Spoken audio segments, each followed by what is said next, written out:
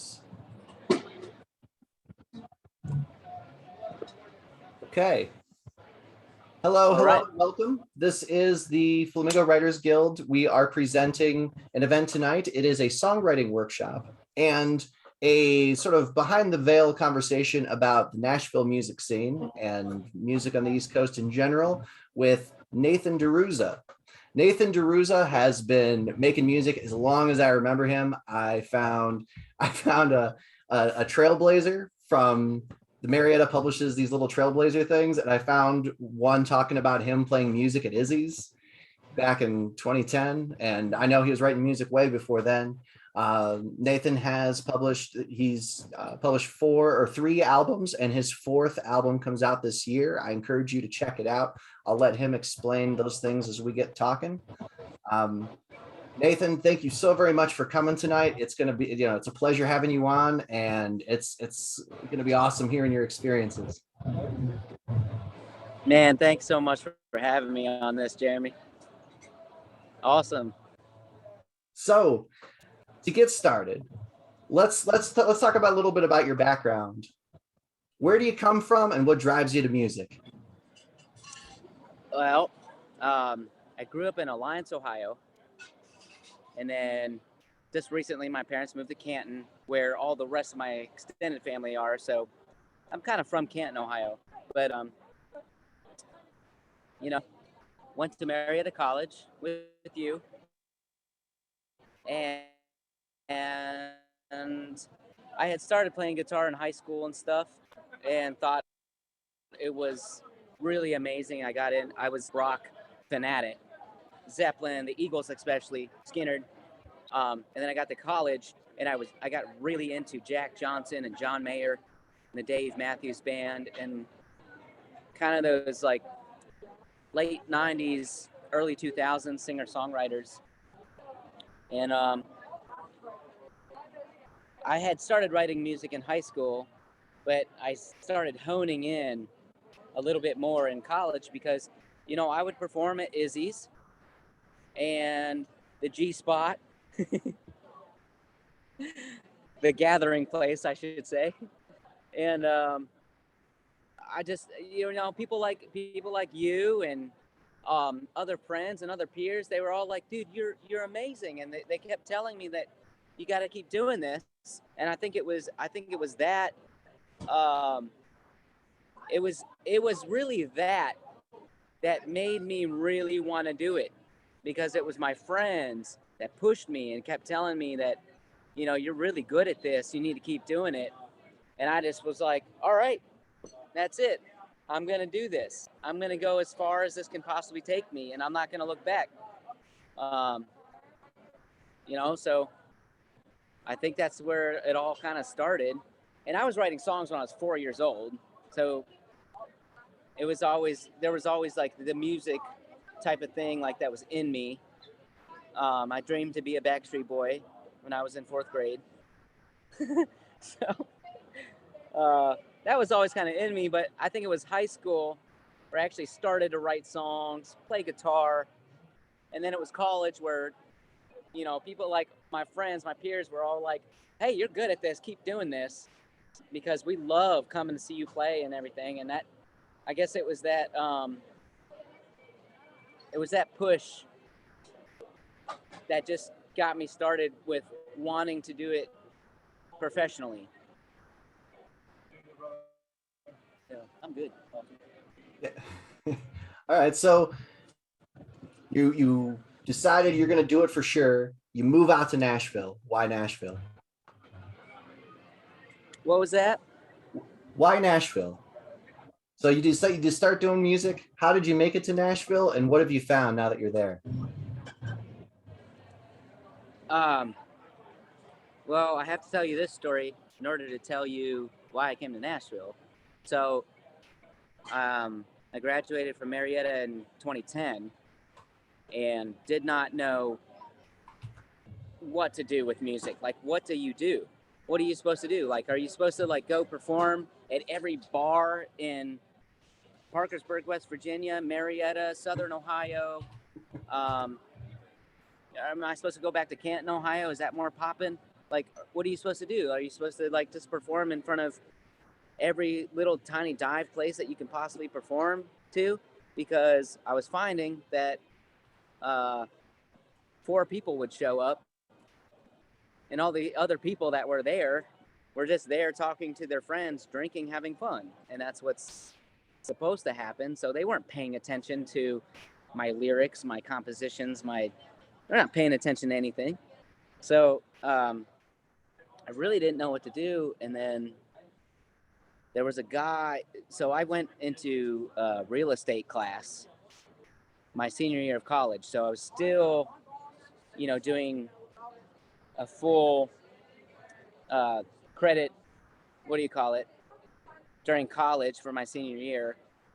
And then I had met some real estate people who wanted me to get involved, and I took real estate classes outside of Marietta. So I had to do classes every single Sunday. So I was hungover every single Sunday in these real estate classes. And the person I sat next to in class, his name was David Sloan, and he was like my dad's age. And he was involved with fundraisers for schools. So he would go to schools and say, hey, you sell this tub of cookie dough, and you get to jump into this money machine where the money's flying and you can grab it, anything you can. Or he'd hire a ventriloquist, or he'd hire, some kind of act, magician. And during real estate class, he came up with this idea that, he listened to my demo CD and he loved it. He said, why don't you should come with me on these fundraisers, and you're the prize. If you sell a tub of cookie dough, you get to come to the Nathan DiRuzza concert. And I was like, yeah, I don't know. I don't really want to perform for kids, because I want to be like Dave Matthews. I want to be like John Mayer. I want to perform for a big arena. I don't want to perform for schools. What the heck is that? So he came to me again about it and was like, look, man, he said, I'm really feeling God gave me a vision on this, and let's just do one school and see what happens. And so he booked me for one school. I had to create like some kind of hour-long program to where, it's, I don't want to get too detailed into this because whatever, but have a program where it's motivational, maybe anti-bully, maybe like something that kids need. And so my thing was like, I had a song I had written in college called Keep On Being You, because there was, a lot of stuff going on in my life that I was telling myself to keep on being yourself, So I made the program basically around that, and it was basically like, believe in your dreams, believe in yourself, and Jeremy, you still there? I am still here. I'm gonna rein Oh, this okay. in. Okay, my video like lost you for a second. Okay. So long story short, I did one concert for this school. I had to get on this stage in this big gymnasium. They had a stage there, and there was like 500 kids there. And I had this program where I involved stories, and then a song, and then a story, and then a song, and then a comic act, and then a song, and then I played them like cover songs at the end that they would know, to make sure they would be able to sing along. And they went completely nuts. They lined up afterwards for autographs. It was a madhouse. And my friend David Sloan was like, dude, you have no idea. I have chills. Like, I have chills. Like, this is what you need to do right now. So he booked me 10 shows in 2 weeks. It was 2 shows a day at schools. And this thing just blew up all around, like West Virginia, Southern Ohio. We went in a little bit into Kentucky, and people were calling that didn't even want anything to do with his fundraiser. They just wanted my show. And it was so awesome because I was getting paid a lot too. So I did that, and I lived in West Virginia at the time. Some things happened with my life where I had to move back to my parents' house in Canton, Ohio. So go back there where I don't have as many references. It's not like it's kind of like a, it's like a throwing a rock in a pond. Like it goes like that, and if it's going like that, you got to keep with that. And if you go outside of that, they don't have that yet. They don't have the references. You don't have the, you know what I'm saying? So I went up to Canton and I went all around there, tried to book shows, and I got a couple of them, and nobody cared who I was. Nobody, they didn't care at all. They didn't want to book my show.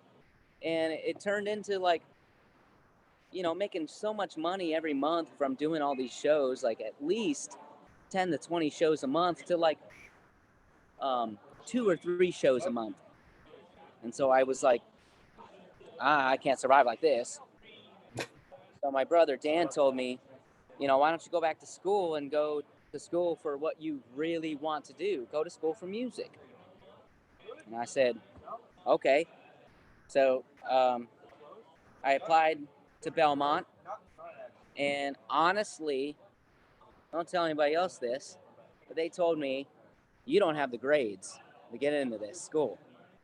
Because Belmont is like a prestigious, like, it's not just music, but I wanted to go there because it's in Nashville. Brad Paisley went there. All kinds of different stars went there. Josh Turner, like, you name it. And I figured, if I went there, I could get an internship in the music business. Mm-hmm. So I applied anyways, even though they told me it's not going to happen. And I wrote this kick-ass cover letter, and they accepted me. So yeah. So is that where you that's learned? Why was because of Belmont University, because I had nowhere else to go, and it was either give up on the music thing because there's nowhere else to go, or go to school. Sure. And so I applied, got in, and went to school. Nice. So is that where you learned how to songwrite? Yeah, they have like a songwriting program. So if you get accepted into the school, there's a program that a ton of, major artists, major songwriters have gone through, and they accept a very little amount of people that, apply. And so I applied to that, and I got in first try. So I majored in songwriting. Nice. And did all my gen eds transferred. So I got to do the songwriting thing that was mainly focused on the songwriting major, which isn't just songwriting. It's you got to take music business classes, you got to take demo production classes, audio classes, you got to take copyright law, you got to take publishing, you got to take lyric writing. There's all these, they make sure you're well aware of the music industry and how everything works when you major in that. So I got a really good education through it, and it only took me 2 years because my gen eds transferred. And so, yeah, that's why I'm in Nashville. All right. Yeah, I graduated there. I went from there 2016 to 2018. So the school motivational concert thing, I did that for like 5 years. And that was my main job. That was my only job for like 5 years. Nice. Okay. So let's talk about the songwriting bit, because that's why we're here. Let's talk about how a song is constructed. Is it different? Like what they tell you in school versus what you see in the real world, is that different? Say that again. So the songwriting classes that you took at Belmont versus the songs that you write now as a music professional, do you find that those are different, that the things that they taught you are what transferred over, and what would you say is valuable for songwriting? Yes, very different approach with things. So I wanted to talk about, let's see, like how I used to write is you just write all your feelings down, and there you got some melody, you got some chorus, and the song might be 7 minutes long.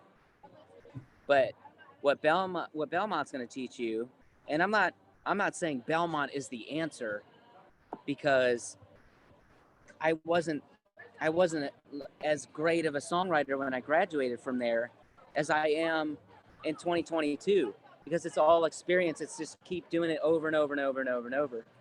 And but the thing that's a big learning curve on the songwriting is like you can write all your feelings down and have some sort of catchy chorus and blah blah blah. But if you want, and that's fine. That's fine. It could be an amazing song. And I love the songs that I used to do before Belmont, before working for a music publisher, all of that. But if you want to be successful and be able to get your songs to a publisher who's interested in pitching you to big time artists, or release your stuff yourself to be on the radio, there is a structure that you gotta be in 3 minutes to 3.5 minutes. That's the first rule. And like if you have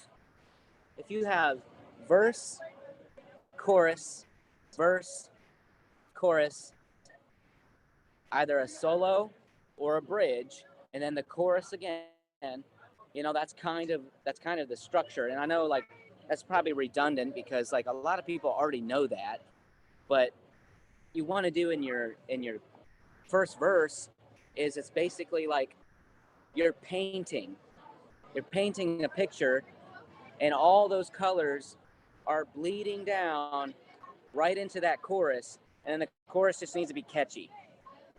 The chorus and the hook has to do with everything you've already talked about. So it's all got to point to that one line that you want to hit them hard with at the end of your chorus or whatever, the hook. And then the second verse, they call it the second verse curse, because you'll write a beautiful painting that points right to there, and it's like, where do you go after that? And you have to you got to think of something for the second verse that hits it really hard again, so that all points, because the chorus needs to stay the same, and it all points down to that exact same hook. Okay. All right. So I have an example if you wanted to Oh yeah. look at it. I don't know how to Here you go. share my screen. I made you the host, so you should be able to share your screen. Okay. Let's see here.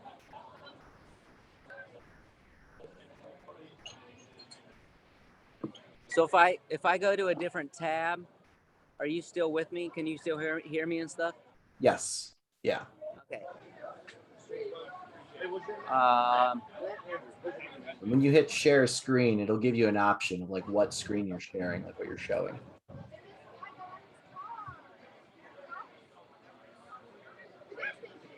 All right. I got to go back to here, and then would it be in settings or? It should be, there should be a green, like a button. It's a green button with an arrow, and it should say share screen in green, and it's next to like chat and participants and stuff. I see security, participants, chat, record, breakout rooms, reactions, settings, more. Click on more.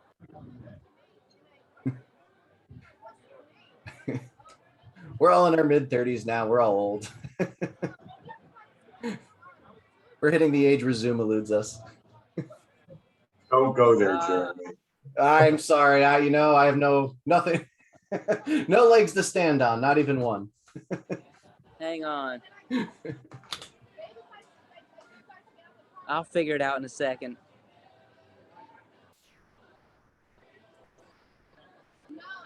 If you put the link in the chat, I can share it.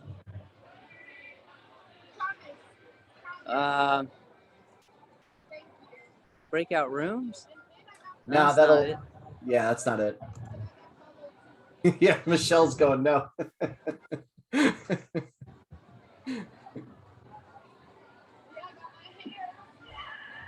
It says in more, it says live on Facebook, live on Workplace by Facebook, live on YouTube, stop incoming video. That's all I got.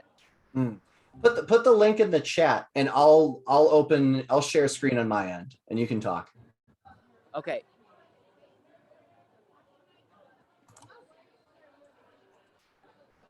Can I just send you the PDF of these lyrics? Sure. Yeah, that's fine. I got my email open. All right. So we're good.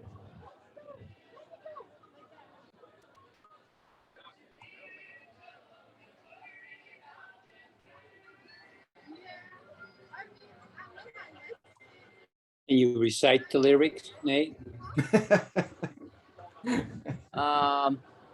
It says messages or mail. Let's see, mail.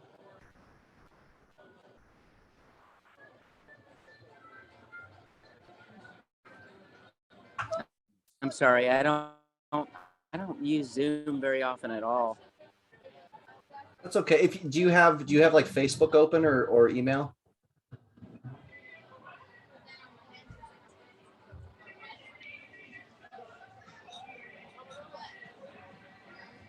Because you can always send it to me on Facebook also. I've got. Hang on. Okay. All right. While we're waiting on him to get that together, if anybody has any questions, just a reminder, feel free to put them in the chat and I'll ask them as time goes on. Is there anything specific about songwriting that people are particularly interested in? Or the industry? Anyone had a particularly good breakfast this morning?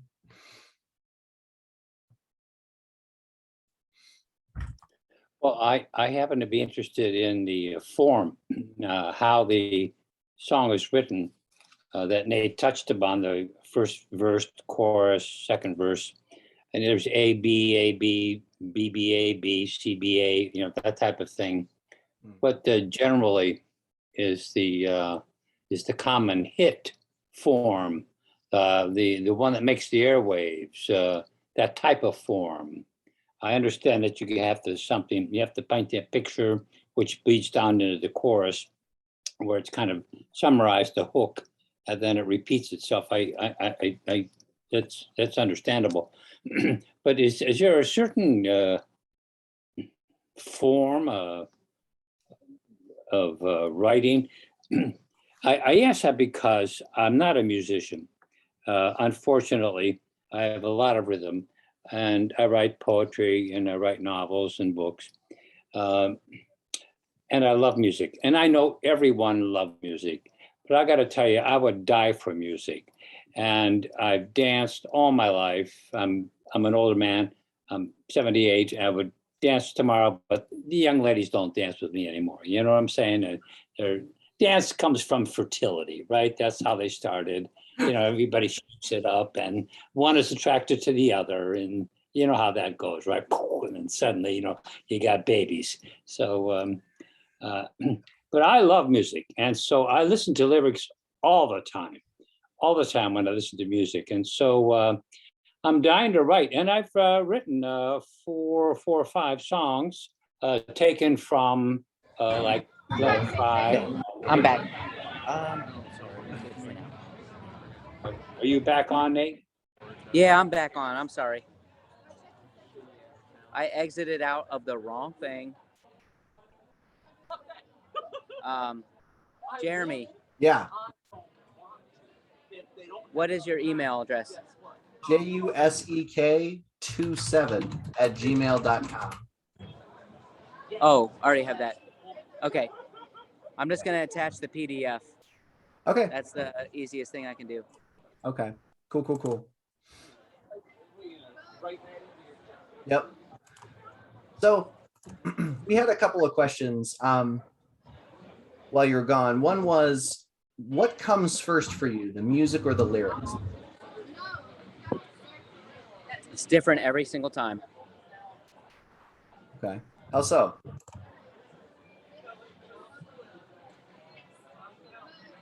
It's different every time. What has been working for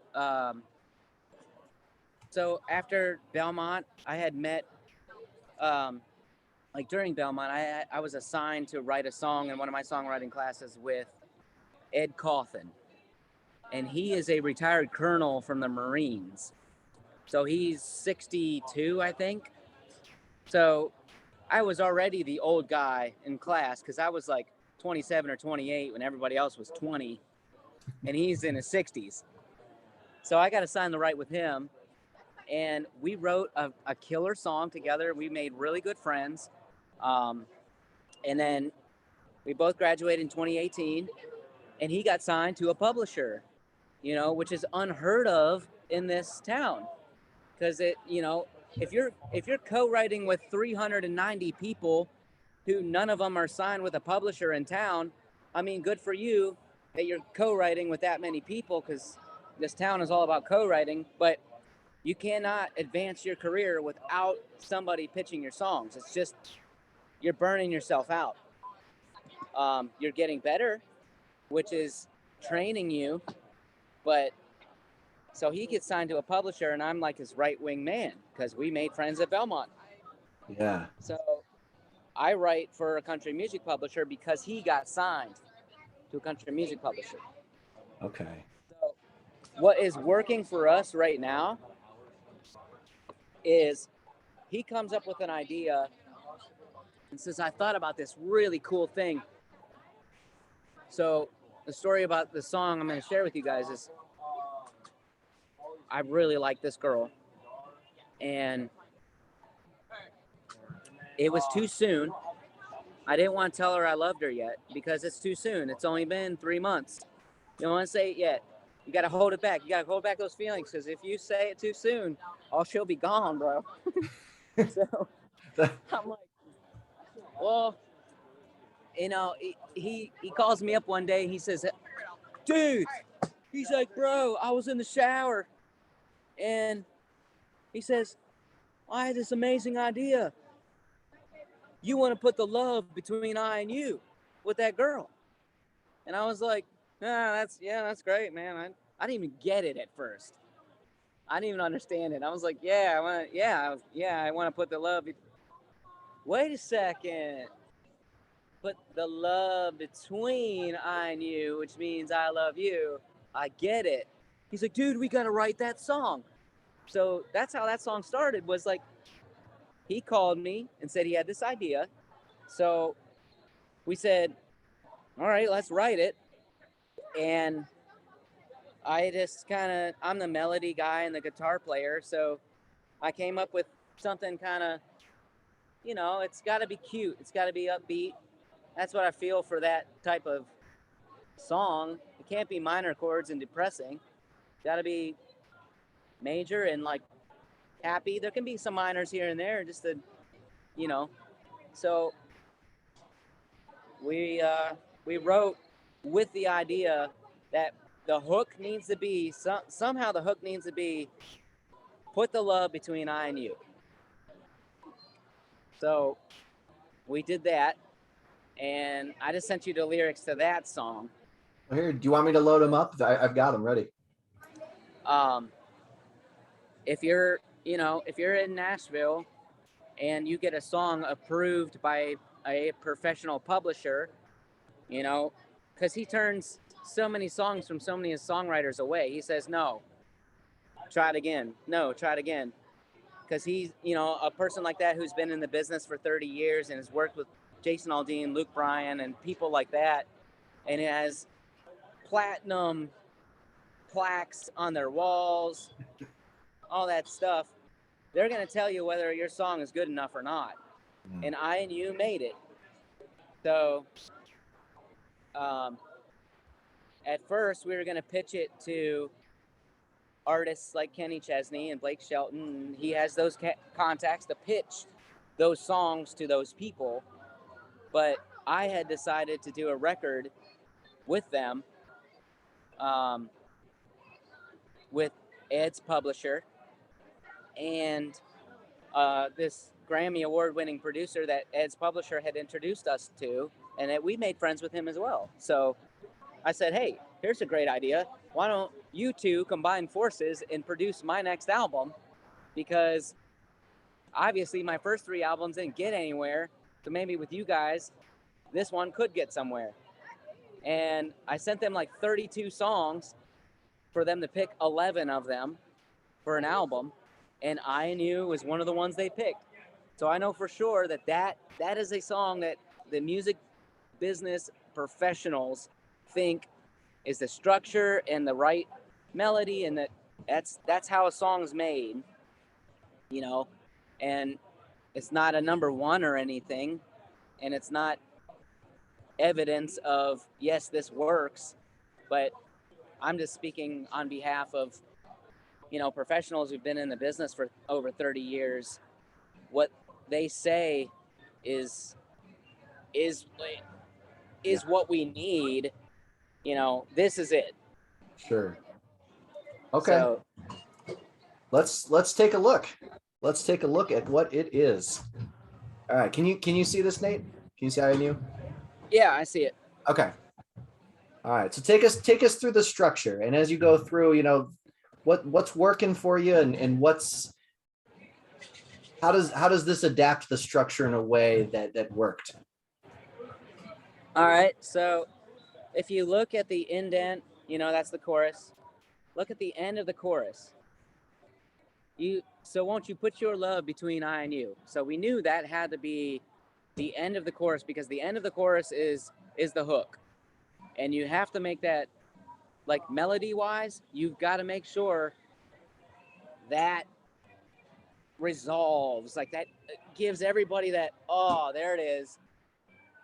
And then you know what I'm saying, like, melody wise and lyric wise, you have to give them that satisfaction right at the end of the chorus. Now, I'm talking about commercial music, so country music, even pop music. So we know we got to have that there. So what do we do in the first verse? Like, what are we going to do? And it's like, well, you figure out a way to keep pointing towards that. So I want to be the man that you finally say it to. The song that sings the words you didn't know were true. You know, those are just colorful little things that are pointing to, like, I want to be the person that you say I love you to, and I want to say it to you. So I want to be the music that makes you move, dance, and sway, the reason you believe in the chance you take. So we're going to, like, there's different structures on rhymes. You can do a rhyme on line 1 and line 3, and you can do a rhyme on line 2 and line 4. You can do it that way. You can do a rhyme on 1 and 2 or 3 and 4. You can do it that way. But we chose 1 and 2, 2 and true, you know, sway and take. I know it's you I want to pour my heart into, to put the love between. And then it kind of, you know, the chorus comes in and it's like, you get this big, like, I and you.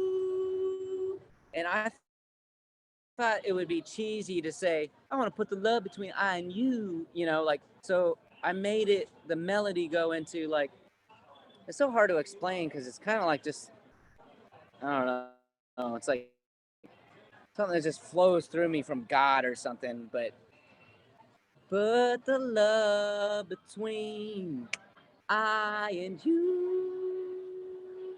you and I together, together, I and you and I forever, forever. So you want to like your melody and your chorus, it's really good to like repeat something that you've already like, you know, like repeat and you da da da da da da da da da. Go back to that. I and you da da da da da da da da. Now you have to change it. I mean, for me personally, I was like, I don't want to do that again because that's going to be too redundant. There'd be nothing better in this world than if you felt like I do. So won't you put your love between I and you? And it's like, now you turn into like, you're kind of asking her the question, you know, you're like, I've told you all my feelings. So won't you put your love between I and you?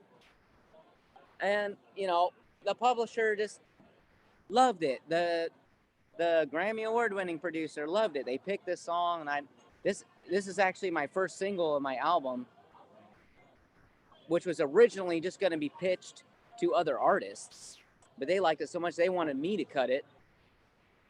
So now we go into the second verse, and you want to keep the same structure. So you go up to, I want to be the man you finally say it to.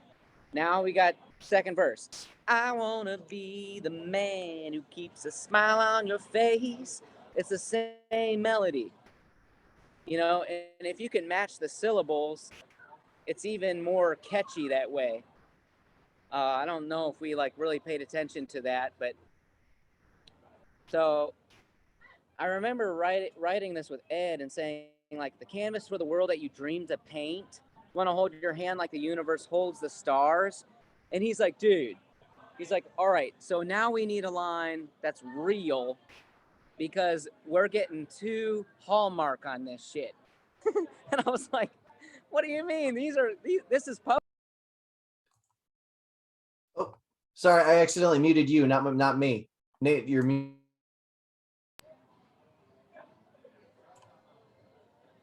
Is it because I said a bad word? No. I was trying to mute myself so I wouldn't make noise. I accidentally muted you. It's my bad. But he was saying like, you know, and he was right because Can you like repeat yourself, please? you're getting too Can you Hallmark on you know, the canvas for the world you dreamed to paint. Want to hold your hand like the universe holds the stars. If you keep going with that type of stuff, it becomes corny. But if you just stick that in here and there, you know, you got to come back with I'll always be real. Please believe in my heart. That's more like a real like a conversational type of thing that someone would say to somebody. You're not going to go to some girl and say, hey baby, I want to hold your hand like the universe holds the stars. You're not going to say that to someone. So you have to keep it conversational, and if you stick that kind of stuff in there, you better come back to the conversation that you're just, you know, talking to someone. So, you know, put the love between, and you got I and you and I together, together, I and you and I forever, forever. There'd be nothing better in this world. You feel like that? So won't you put your love between I and you? And on this particular song, after that part, I do a solo with my electric guitar. That's like very short. It keeps the people engaged because it's just a new something, but it doesn't go on for 2 or 3 minutes. There's no like super long solo. You got to keep the people engaged. So you do a short little tiny solo, and then you change up the melody and the chords somehow for the bridge. So you don't want to go back to, and this is like all pertaining to that particular song. You don't want to go back to, you know, I don't want to go back to I want to be the man who keeps a smile on your. I don't want to go back to that for the bridge. They've already heard that twice. So now I'm going to it's a B7 in the key of G. So it's a major 3. So you have the key of G, where A minor is the second chord, B minor is the third chord. If you major that third chord, it's a major 3. So it's got that special sound to it. And so I go into the major 3 on this thing, and it's like,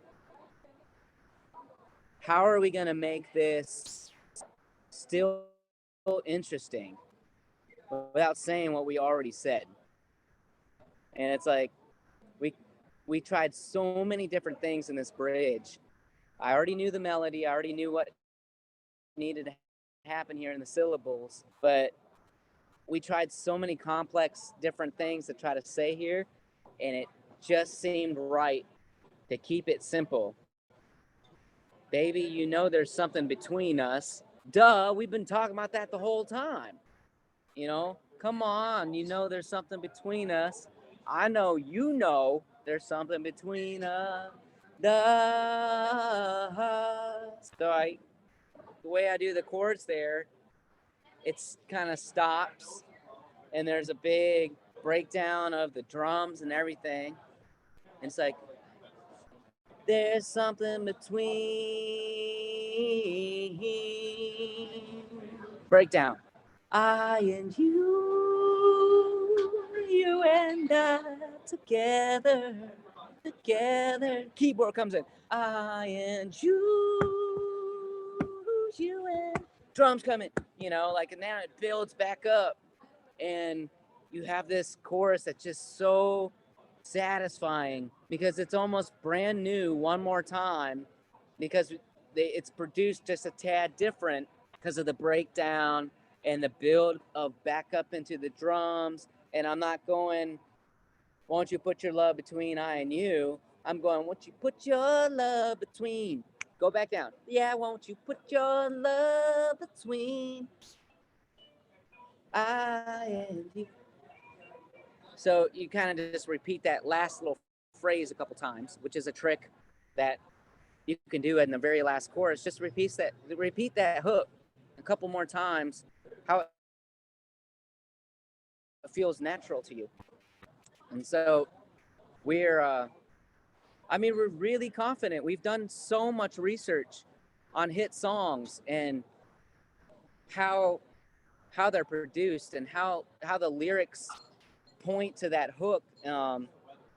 And you can write whatever you want on your own and make it super complex. And the poetry, that's one thing I've learned, is like, being such a Dave Matthews fan, it's like most people don't understand what he's talking about. Or like Pink Floyd, who understands what they're talking about in a lot of their songs? It's poetry and it's art, you know. But in this day and age, if you're trying to make it in country music or mainstream pop or whatever, people have to understand what you're talking about, because they're so ADD these days. Their attention span is nothing anymore. And if you don't keep them engaged in your song and they understand exactly what you're talking about right away, you're not getting into commercial music. You can.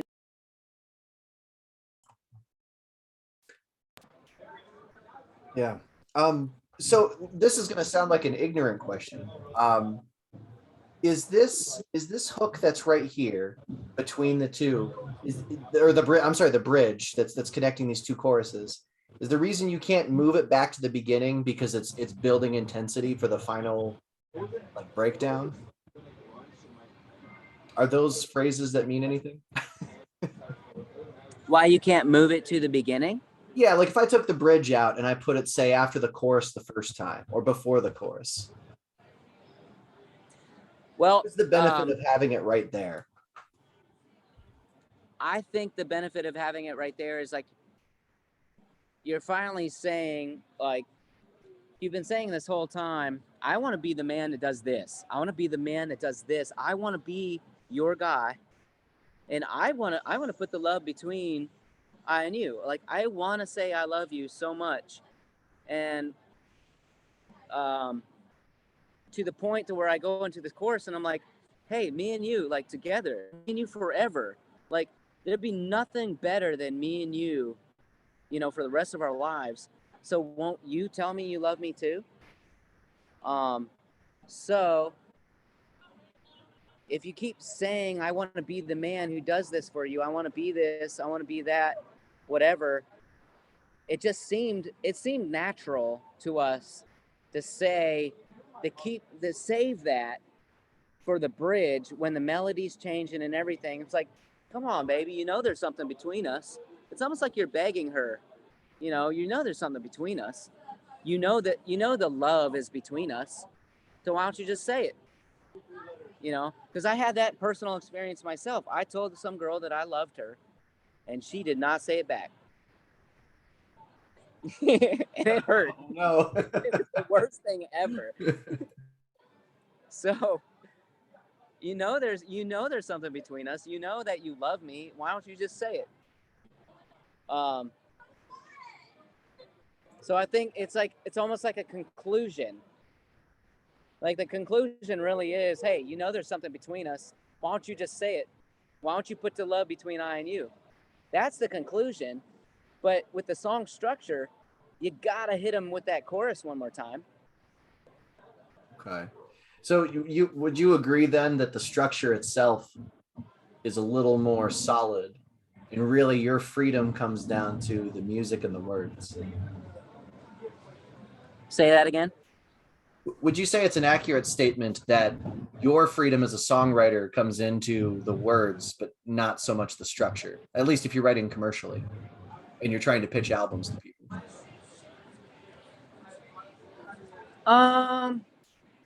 I think, I don't know, because, like, when I used to write songs, like even at Marietta College, I would write these 5 to 7 minute songs, and I meant every word of what I was writing, but I didn't know that they were going to be 6 minutes long. I didn't know that. I just put down what I wanted to put down, and it just ended up being like 6 minutes long. And I look back on those lyrics from a long time ago, and I love them personally because that was where I was in my life. But, like, a lot of people have no idea what I'm talking about because they're so, you have your conversational, like, what you want to tell people here. Then you have these inner thoughts. Then you have these inner thoughts like an onion. And then you have these super, super, super deep thoughts that you put into poetry. And hey, if you make it big time and people find some of that poetry, awesome. I hope so. But if you're trying to make it with some of those 6.5 minute songs with the deep poetry that doesn't make sense to anybody but you, good luck. Especially if you're trying to get into, like, if you're trying for mainstream radio, or you're trying to be signed with a publisher, or you're trying to get a record deal, because the first thing they're going to tell you is, like, your song needs to be 3 minutes long. I have no idea what the hell you're talking about. Like, they're just gonna, you got to play their game.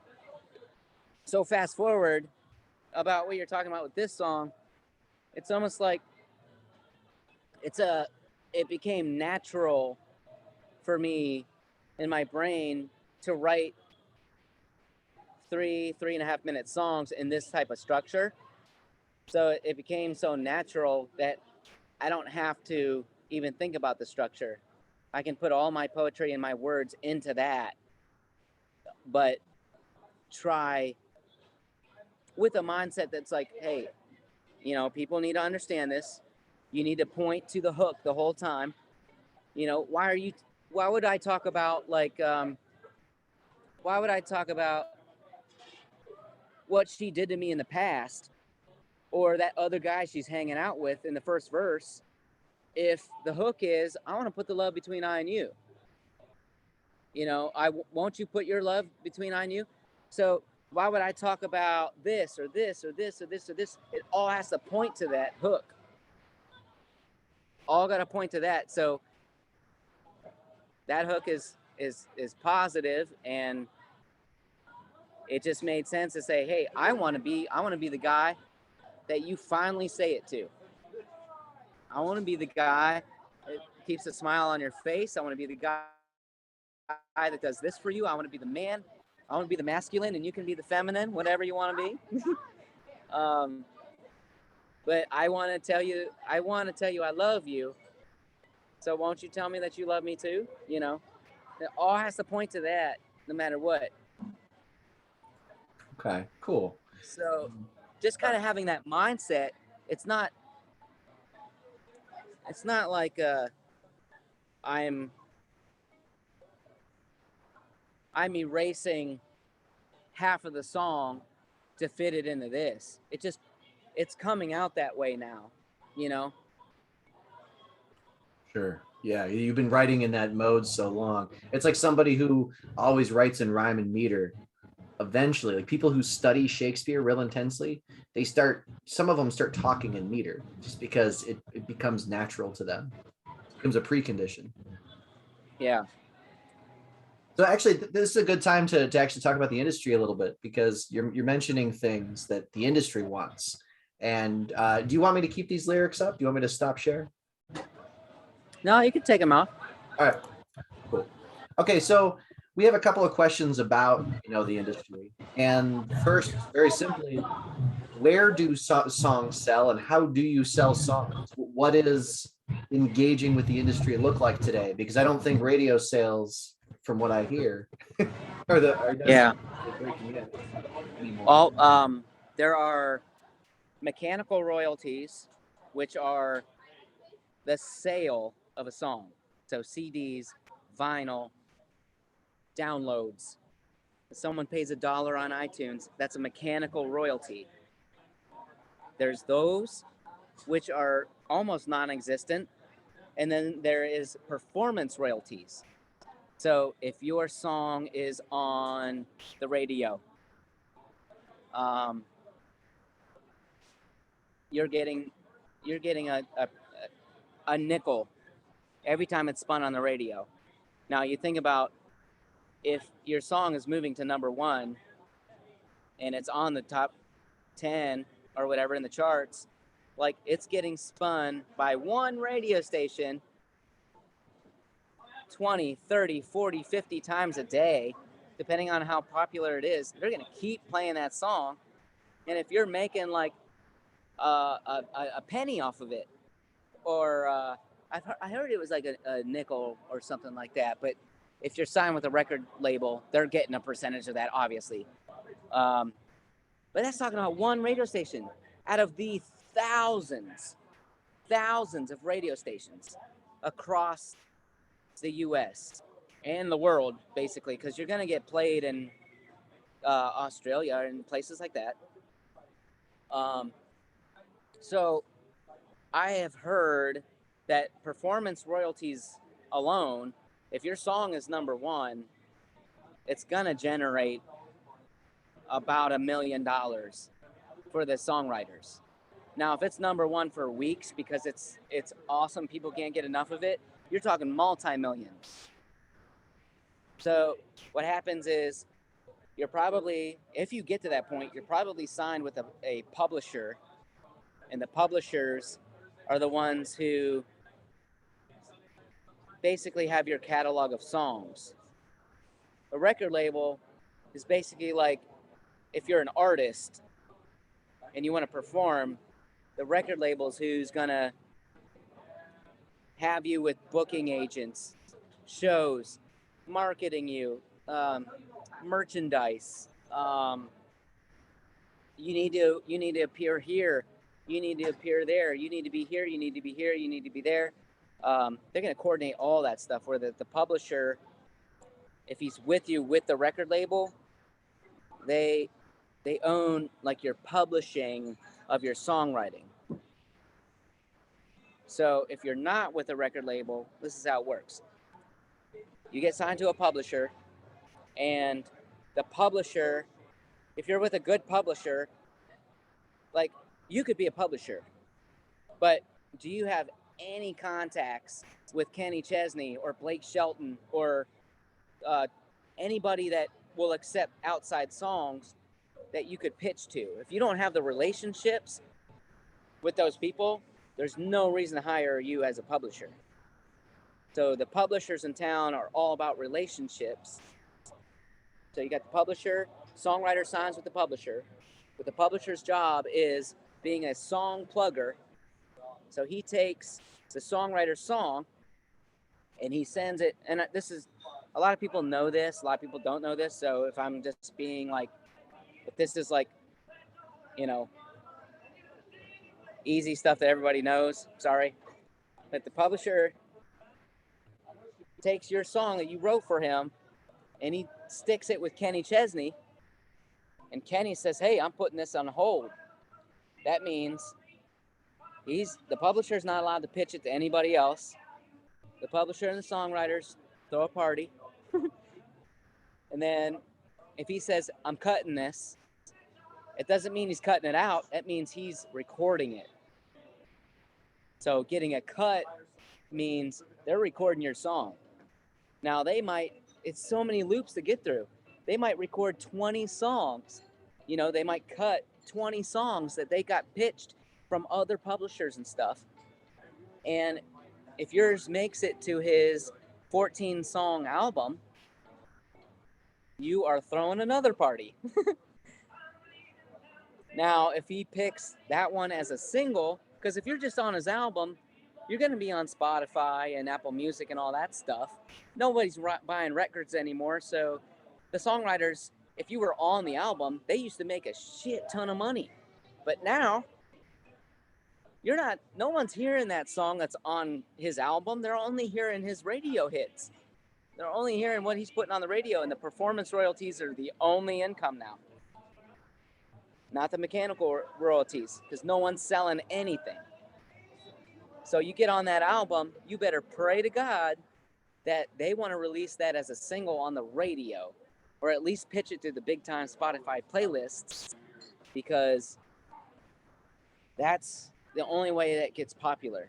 If it's just some B-track song on his album that no one's ever going to hear, only the real true Kenny Chesney fans are going to hear it.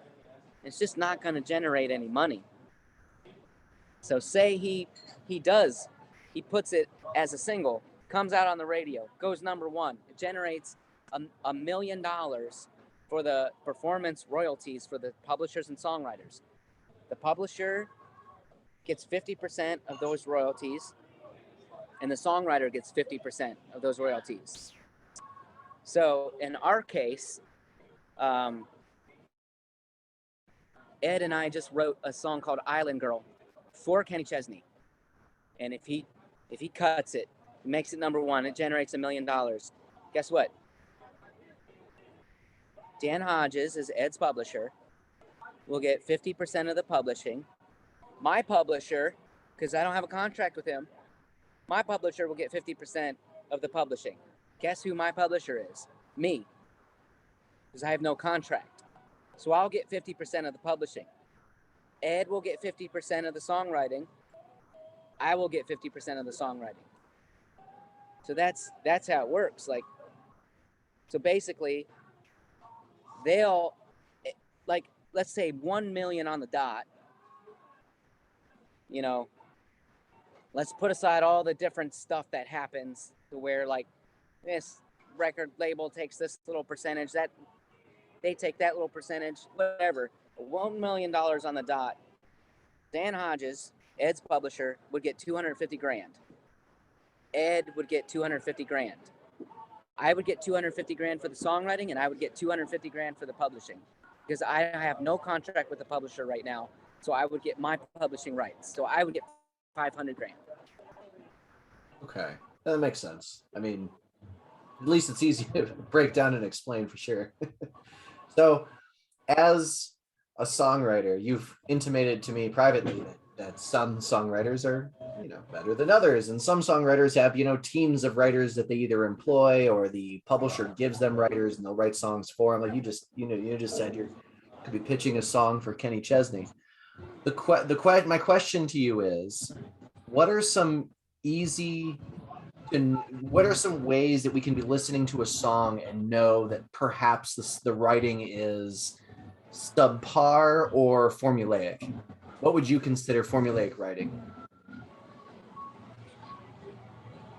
What do you mean by that? Subpar as in So if as you in like do you ever listen to musical artists as a songwriter yourself and think that song wasn't written for them, or that song is just generic and it's popular because of the artist, or it's popular because the hook is real strong, or it's popular because of the music itself? What to you, what is quality writing and what is not quality writing? I think that all comes down to personal taste, to be honest. And there are a number of songs on the radio right now that are huge that I think are just trash. And I'm not going to name any names. And I ain't doing it. But it comes down to personal taste for that stuff. And I think that if I were a publisher, all right, I'll give this example. So I'm not some 30-year veteran in the music business who knows as much as some of these guys do. I don't. I mean, like, I'm still young and I don't know everything, but I have been working and working and working and working and working, writing hundreds of songs, and when I had a heartbreak with this girl I was dating, I could not write a song. And my two best friends, who are also songwriters, they're in a relationship together. They have nothing to write about because everything's gold with them. So they barely ever write songs, but when they do, they're pretty good. So they wrote a song for me called Heartless, and it was about my situation. They performed it at this gig, and I cried because they had told me they wrote a song for me called Heartless, and it was about basically how it was in my perspective. I wish I could be heartless, so I could be kind of like you and not care about anybody else but myself. And the hook was I wouldn't be in this mess if I listened to my heart less. So it was kind of like that play on that word. And I had cried. I was like, oh my gosh, it's amazing. So when it came time to record my record, I told my two friends, I love that song so much that I want to put that on my record. And I don't cut outside songs. Like I write all my own stuff or co-write all my own stuff. So I took their song and let's pretend like I'm a publisher who's been in the music business for 30 years or whatever. I looked at the song, I looked at the lyrics really closely, and I changed a lot of stuff about it because some things didn't point and didn't hit hard enough. Some of the lines were just kind of mediocre, so I made them better. And I changed the melody on a couple different parts. I changed the chord structure on a couple different parts. I made up the entire electric solo part that comes in. If you follow me and stuff, you'll hear it eventually because it'll be released as a single in the next couple months. But I changed so much about it because I felt like where I'm at, writing for a country music publisher, signed to a PR company that's pretty much like a label, doing this every day and like working so hard towards it, researching every day and all this stuff, where not not to put down my friends at all, but they have jobs that have nothing to do with the music industry, and they don't come home and play guitar every night. They don't write songs every day. The last song they wrote was probably a year or two ago. I've written 100 of them since then. So I guess like where I'm at now, I could tell that this song needs work. Even though the idea was so good, the song needs work. So I nurtured it and polished it, and then when we produced it, it came out amazing, and they freaking love it. They couldn't believe it when I showed it to them. It's not released yet, but I have the mastered version of it, and they couldn't believe it. It was a so they told me right away. They said, so you need to have songwriting credit on this. And I didn't want to ask them. I said, y'all wrote this song for me. Yes, I nurtured it. Yes, I changed a lot, but it's your song. I'm not going to ask for songwriting credit on it because I feel like that would be, just kind of mean to my friends. And they offered it. And I was like, hell yes, I would love, songwriting credit on this. Because when you open up, the credits in my album and stuff, I don't want every single song to say written by me, except for one. I want all of them to be written by me, Yeah. I don't So want did to you tell guys share the everybody, credit it's then? like, hey, yeah, my new album is it's awesome. I wrote every single. Ellen DeGeneres, she'll be like, did you write every song on there? Like, well, every one but one. I'm not saying that. So I'm like, now all I have to say is, yeah, I did, with co-writers. There's some of them are completely by myself, and some of them are with co-writers. And now I don't have to say that because they offered that to me because they knew how much better I made that song for them, So, Okay. but that's kind of what I think that's kind of what publishers. That's kind of what they do. Record label people, publishers, all the people that have been in the music business for so long, they'll look at your song and they'll say, "Hey, you've got something good going here. It needs polished. It needs nurtured." Okay. So I was just giving that example of what I did because that's an example of what they're gonna do. They do that as well. So Tim had a few questions about ownership and how you guys shared that. Did you guys just share the credit together and just say, hey, the three of us wrote it? Or did you specify that they got more credit because they came up with the idea, or you got like more credit because you perfected it? How did that work? Or does it just have your names together? So like I'm for my album, I'm gonna release a vinyl.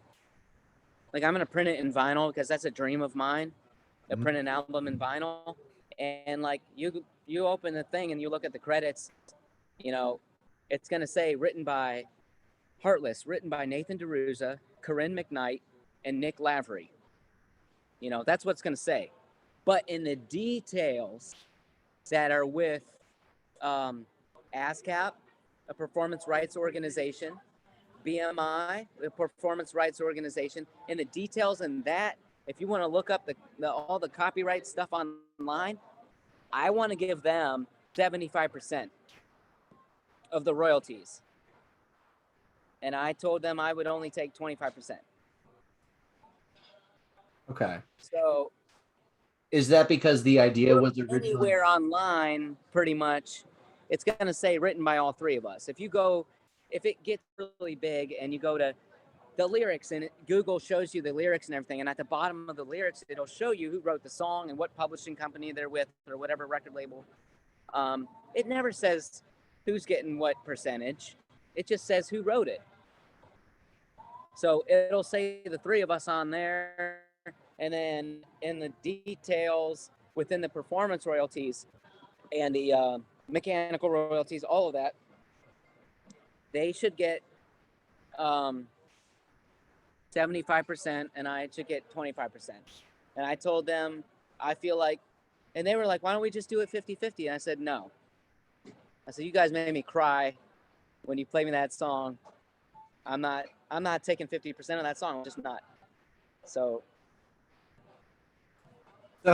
if they don't make you cry, do they only get 50%? Is the crying worth 25%? bro, if they didn't make me cry, I wouldn't have been cutting that song. No, there you go.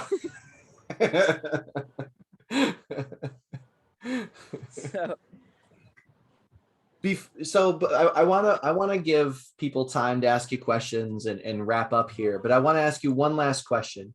Do you have any tips for people who are starting to write music? Like, say I want to write a song, what would your advice to me be? I think personally, and I think it's different for everybody, but personally, what helped me get better and better and better is every time I felt something, I put it down on paper to a melody and wrote my feelings. Whether that song is like don't worry about the structure. Don't worry about like it's gonna be a hit song. You don't have to worry about any of that stuff, because if you don't have those relationships in Nashville or LA or New York or wherever those are, I mean, what does it matter? It matters if you like it. And it matters if your peers like it, that's around you and stuff. And you know, those songs I played in Marietta, you guys made me feel like $1 million every time you came to Izzy's and saw me play. And like I look back, and those songs would never make it in where I am right now. They wouldn't. But that I just I poured my feelings into songs, and though they weren't structurally correct, or they didn't have that special hook, or they didn't have that, you know, who knows, you know, someday, like if I hit one that is structurally correct and yada yada, people will find that old music and they'll love it, just like you guys did. But the industry, you know, they're just a bunch of they know what they want, and they're not going to let you in unless they get it. So I say for a beginning songwriter is you put your feelings down and concentrate on those syllables, on the melody. So start with a song and say, you know, I'm in a key of C. Yeah da da da da down down but down yeah da da da ba ba da ba yeah da ba ba ba ba da da down.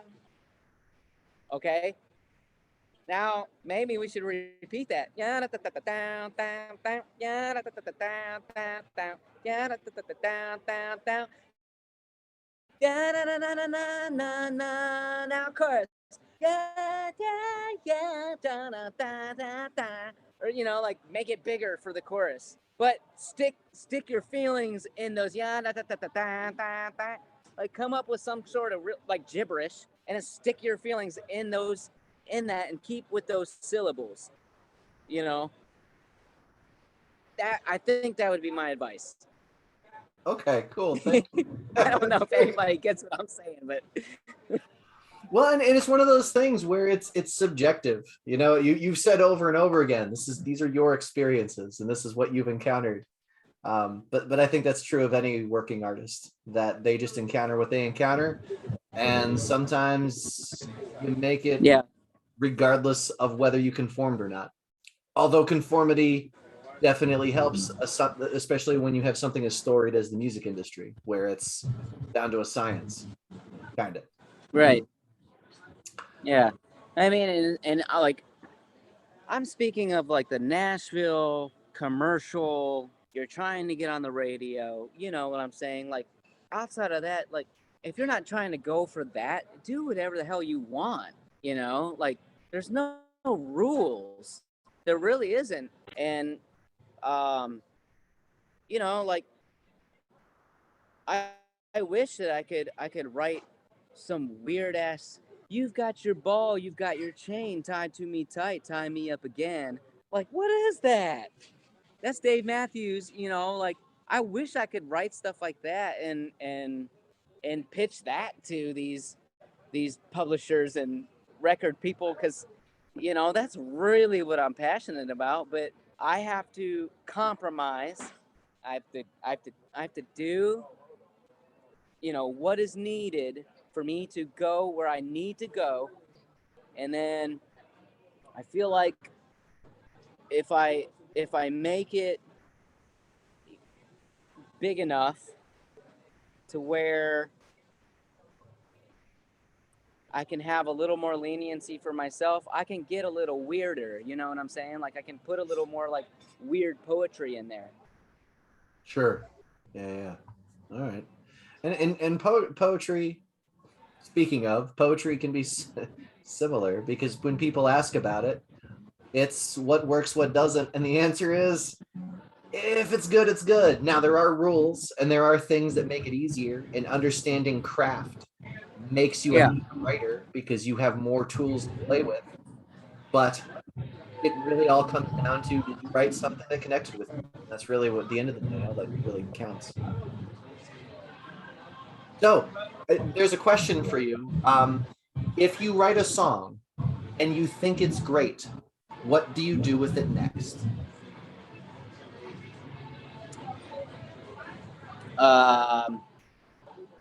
Just depends on where you are, you know. Like, if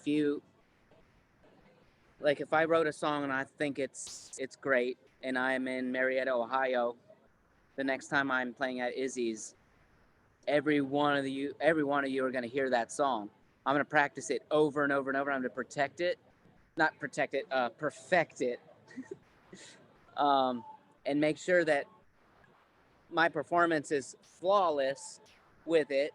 And because like, you can perform a song because you know it, and then you can perform a song emotionally because you know it past knowing it. So if you know it past knowing it, knowing the emotions of it, you can put your emotions in it because you know it that well. And I would just share it with people. There are recording studios everywhere in the U.S. There are recording studios in my hometown, Canton, Ohio. There are recording studios in Marietta, Ohio. There are recording studios in Parkersburg, where I did my first demo. And go over there and record it, and then stick it on Facebook or something. We have limitless social media.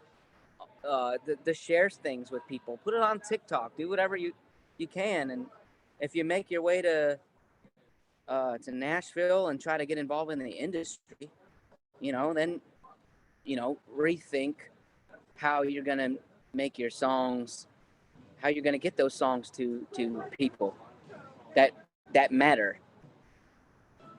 Okay. Tim Richards has a question. Go ahead, Tim. Nate, thanks so much for sharing all this terrific information. You're welcome, Tim. You are enlightening, and thanks again. Now, I have a question. I am not a musician, as I said earlier. I have a brother who is. He's the founder of Roots of American Music here in Cleveland, Ohio, and is an outstanding musician. So my question is this: since I'm a writer and I write poetry a lot, and I love music and I love lyrics, what I've done 3 or 4 times is I've set new lyrics to other people's music. For example, Glenn Fry's. What is the famous one? You Belong to the City. So I was so bowled over by that beautiful song. It was on TV. The Eagles did a thing from Australia, and I played that over and over, maybe 50 times.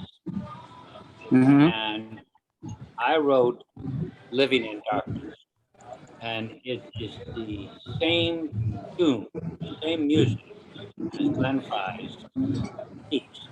So my question is, it's the same structure, the same rhythm, the same syllables, everything matches. Yeah. And yeah, so uh, can anything be done with that, or do you really have to be a musician to market anything? Well, I've done that many times, you know. I loved that song. Um, what was it? She's gone country. Look at them boots. She's gone country. Back to her roots. And I basically, a long time ago, I took all of those syllables and that structure, and wrote something to that structure of that song. It didn't sound exactly like that song, but you can kind of hear it in there. And I just put it out there. It didn't go anywhere for me personally. It's on one of my records, but I would say, do you have like really close friends who are like all about the melody, all about like making stuff up on the guitar and stuff like that? Because you could totally um, get some of those poetry lyrics to somebody that really knows melody and structure and all that stuff, and get them to make the song out of it. Is that what you were asking me? I think so. I wrote to the record company as I'm like an infant, and I asked them, can I, whatever I wrote to them, Yeah. they never responded. Right? Yeah. They didn't provide an answer. So I must have sounded like a raw amateur. But I've written. Oh yeah, that's the lyrics by Glenn Fry and Jack Templeton. You belong to the city. I was in Berlin, and I had a song going through my head while I was there for 2 weeks, and from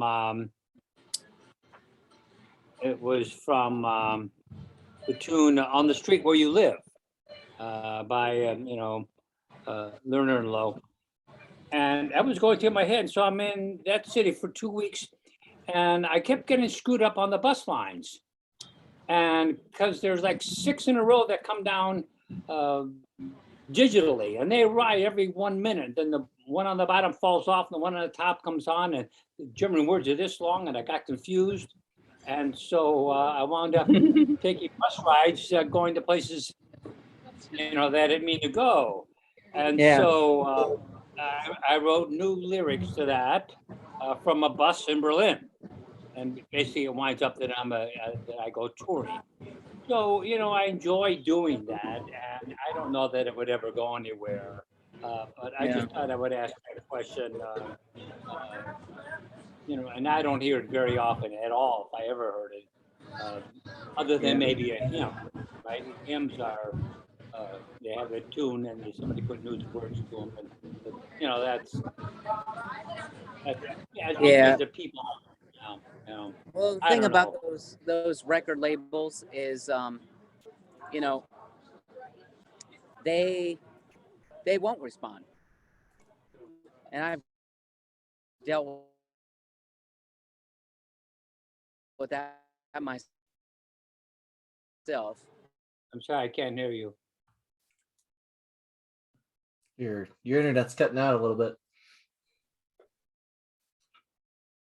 The creative department at that record label, that's the only way they're going to hear your song if they know who you are. Because if you can send 1,000 emails a day to them, they'll never respond.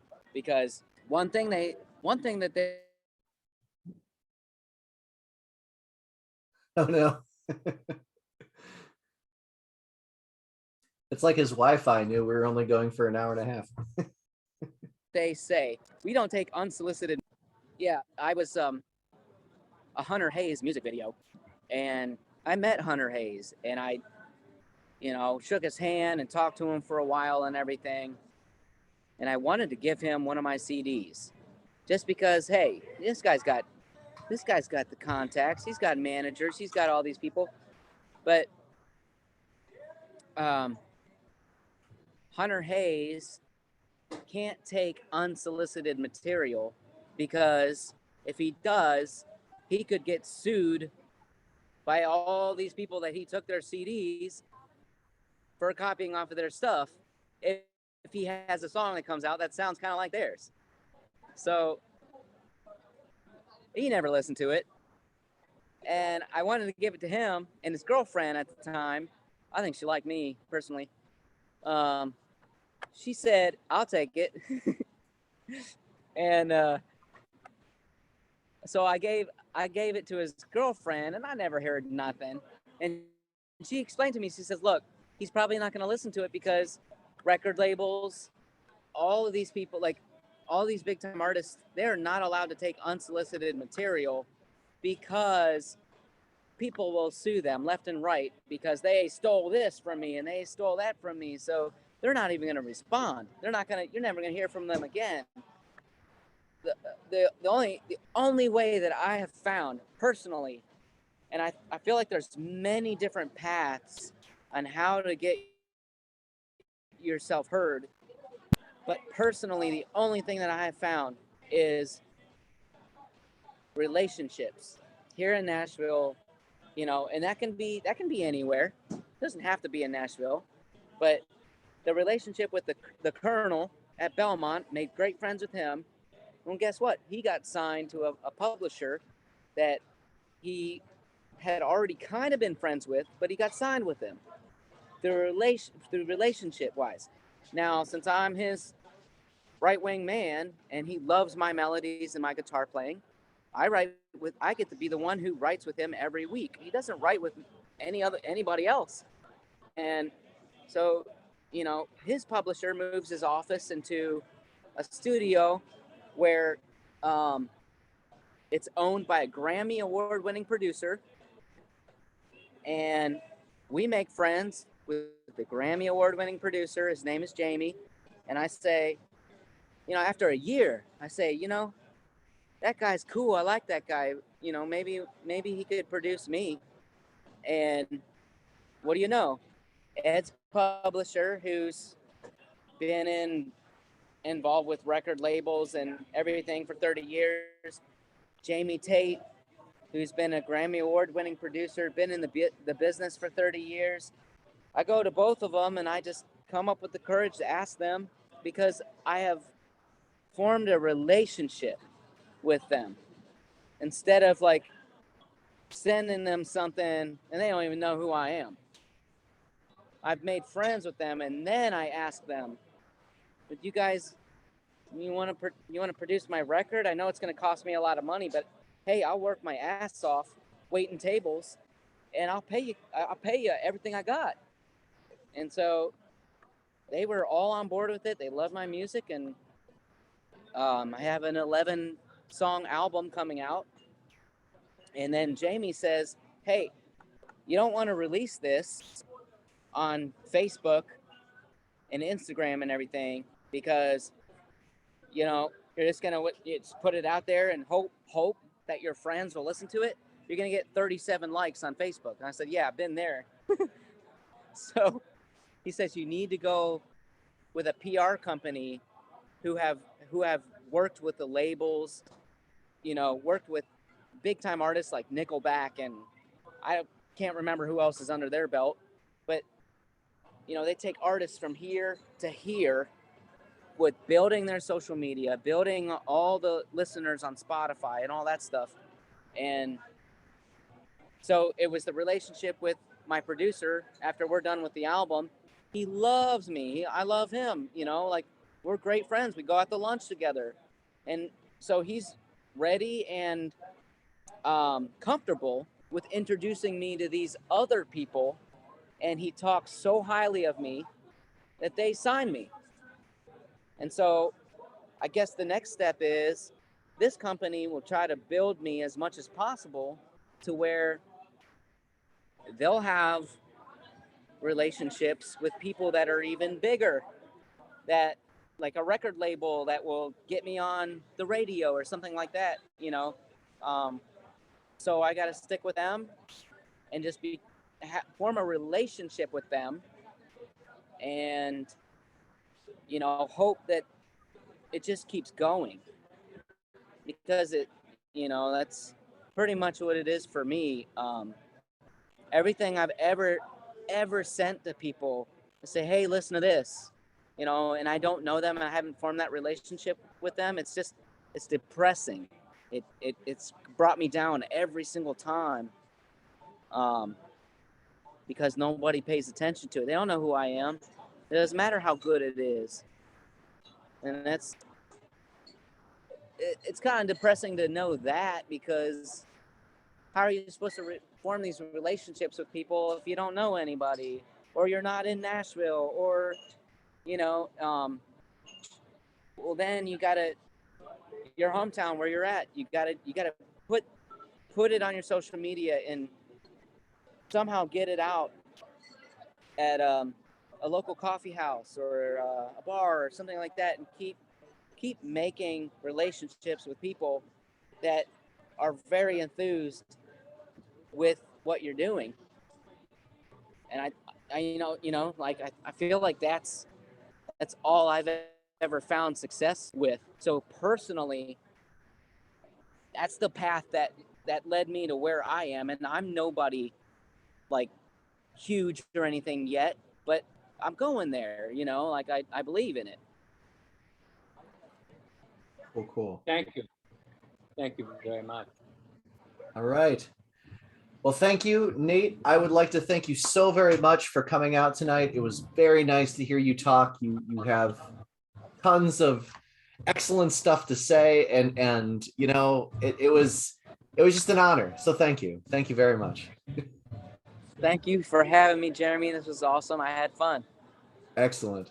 Thank you. And to thank everybody you for else, everybody that came on to listen, and I hope I gave you some knowledge that you didn't already know.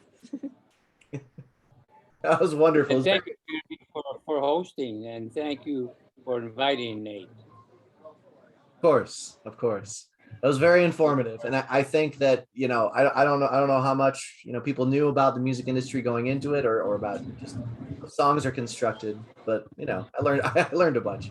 So well, you are a credit to our community, Jake, Jeremy. Thank you for being a credit, and thank you for being Farmer's Poet Laureate. no problem. Hey, thank you so much.